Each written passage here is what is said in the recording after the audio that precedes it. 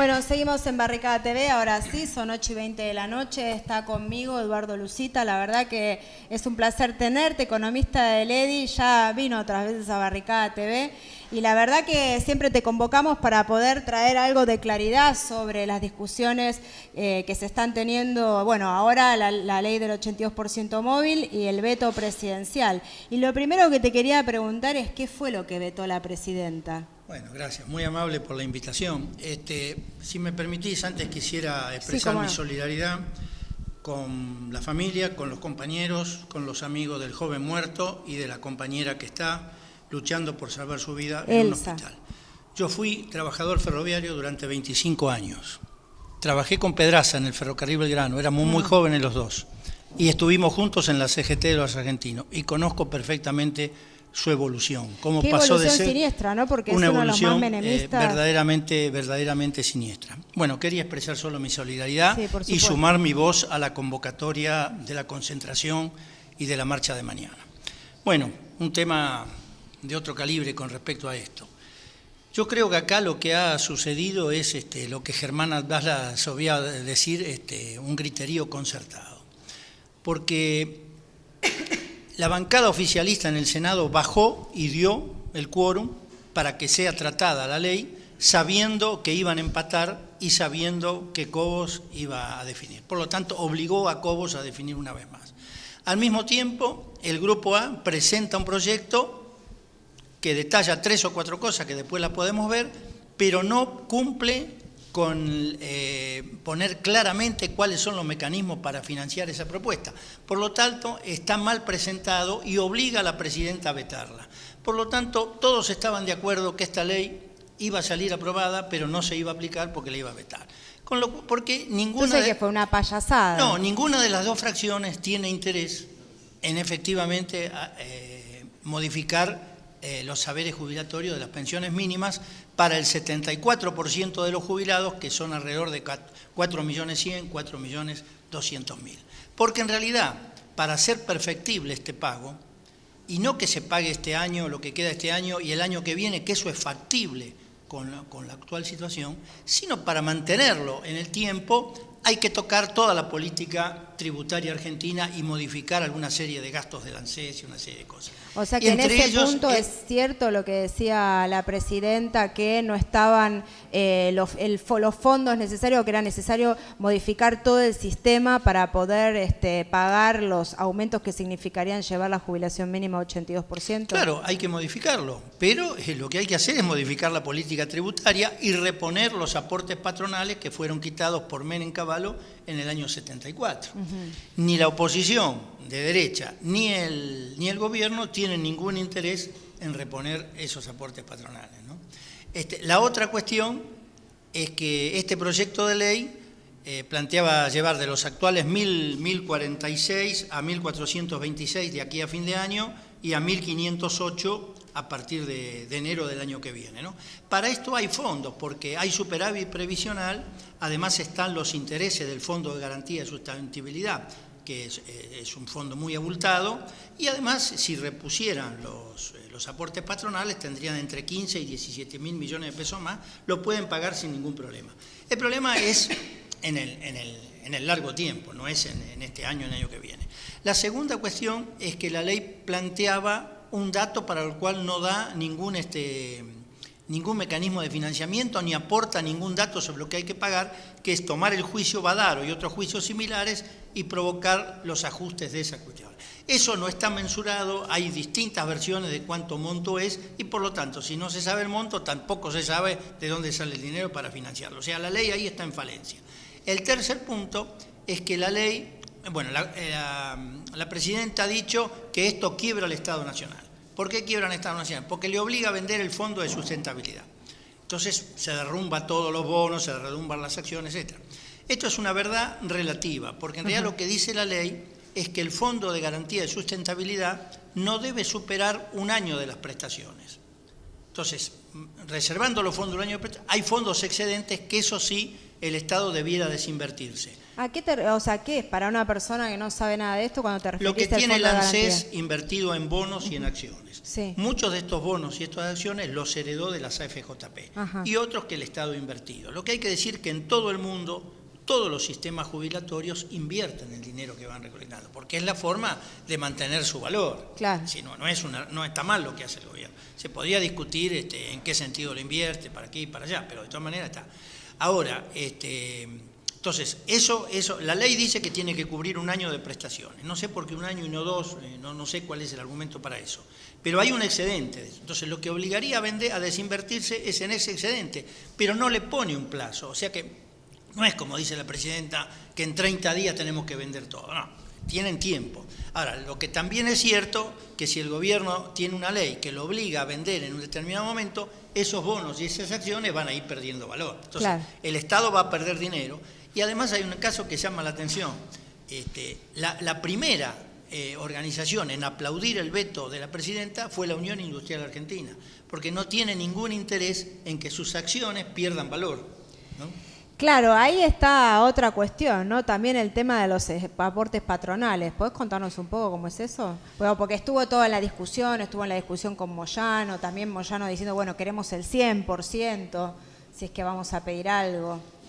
No,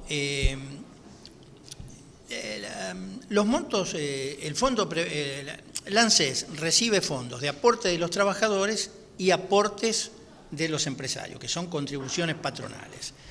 Parte de esas contribuciones patronales fueron quitadas por decreto de Menem y Cavallo en el año 93 y empezó a regir desde el año 94 a las grandes empresas. O sea, un beneficio a las empresas que ya están sobrebeneficiadas. Siempre regresivo. Siempre regresivo. Y eso dura hasta hoy. Eso hoy, con el nivel de empresas y de ocupación que hay, son más o menos 15, 17 mil millones de pesos por mes que dejan de entrar al ANSES y que tendrían que ingresar. Ahora, ¿por qué el Grupo A, la oposición de derecha en el Parlamento y el gobierno no lo quieren tocar eso? Es porque le hacen concesiones a las grandes empresas. Claro. Ese es el secreto. Ahora, acá hay otra cuestión. El Grupo Moyano, Recalde, han colocado o quieren poner un proyecto de ley para tratar sobre participación de los trabajadores en la... En principio uno dice esto está correcto, claro, pero en realidad lo que hay que decir, en primer lugar, que estas enormes ganancias son, por un lado, porque no pagan los aportes patronales que tienen que pagar, por otro lado, que hay 30.000 millones de pesos todos los años que el gobierno subsidia a esas empresas. Bueno, primero que devuelvan todo esto, segundo que abran los libros de contabilidad y después veremos, ¿no? Porque esto implica... Hay un riesgo ideológico muy fuerte que es la asociación de los trabajadores a la evolución de las empresas, como así en algún momento. Claro, porque yo pensaba eso, ¿no? Entonces en ese caso queda, o sea, en teoría si la empresa gana, vos ganarías más, pero lo más factible es que también el salario mínimo, digamos, no quede actualizado constantemente, o sea, ya ahora no está actualizado al valor del crecimiento, más que el salario mínimo, valor de la vida, si eso digamos, se pusiera en práctica, lo que haría es fragmentar más todavía la dispersión que hay en el movimiento obrero, entre un sector que puede ser un 15 o 20% de trabajadores de las grandes empresas que ganan muy buenos sueldos y el resto que está por debajo de la línea de pobreza. Esa es otra cosa que te quería preguntar. Otro de los temas que circuló mucho por los medios hegemónicos, los medios de desinformación, tenía que ver con plantear que muchas jubilaciones iban a ascender a 40.000 pesos, a 50.000 pesos y que eso iba a significar precisamente la quiebra por parte del Estado. Sin embargo, yo lo que estaba viendo, bueno, los datos que vos traías recién,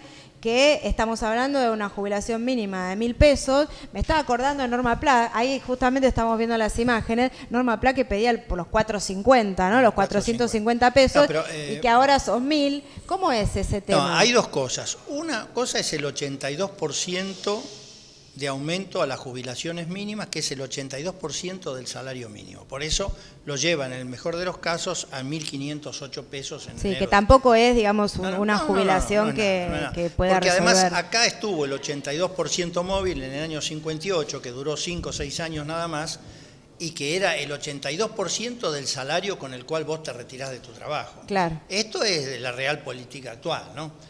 Ni es el 82% del salario, es de la mínima, no es para todo, es de la mínima.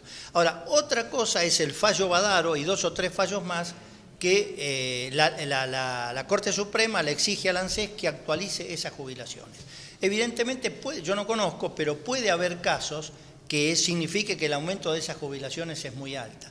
Pero al mismo tiempo hay una ley en la anterior que dice que no puede haber ninguna jubilación mayor a los 7.000 y pico de pesos. Entonces, no, o sea que eso es parte, entonces también es parte de la vulgata, digo, porque una de la vulgata era esa. Y de este criterio concertado que hace que nadie entienda nada y que finalmente todos se queden conformes porque ninguna de las dos fracciones en pugna quieren en realidad el 82%. Claro, planteabas esto al principio y por lo menos como para ir cerrando me había quedado pensando en esto. O sea, ¿cuál es entonces, digo, vos planteabas, bueno, la jugada incluso para que Cobos terminara definiendo, pero ¿cuál es la jugada de la oposición, que es una oposición conservadora? Obligar a la presidenta a vetar la ley, porque esto es de suponer que tiene un costo político, porque hay 4 millones de jubilados que están interesados en esto, que ganan la mínima y que no les vendría mal ganar 300, 400 pesos más. Ahora, sí llama la atención que a pesar de todo esto, el día del tratamiento en el Senado no había miles de jubilados demandando que se apruebe la ley, ¿no?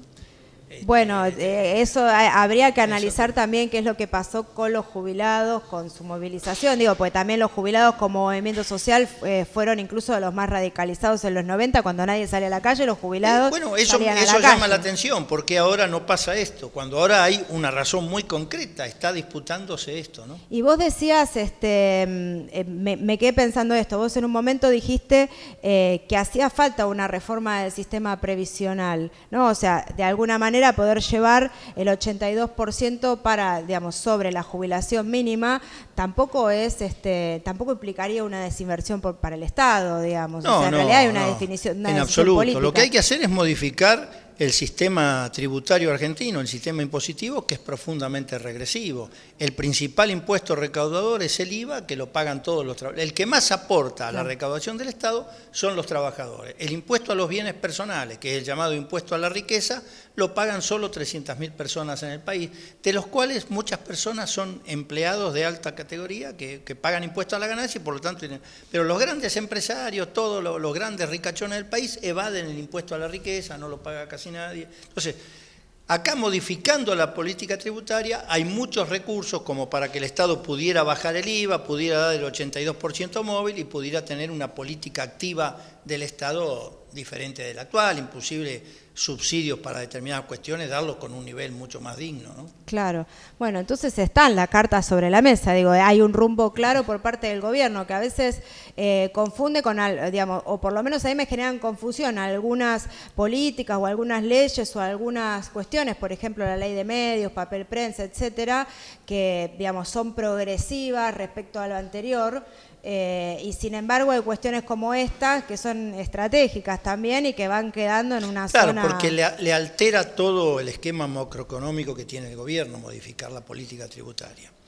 De todas maneras, yo creo que el veto de la presidenta abre de aquí al año que viene y en el proceso electoral más aún todavía todo un terreno para hacer una discusión a fondo del sistema jubilatorio argentino, porque esto no resolvía el problema, este era apenas un paliativo, que la derecha parlamentaria no está dispuesta a ir mucho más adelante que de esto, ¿no? Entonces, creo que... Esto recién empieza.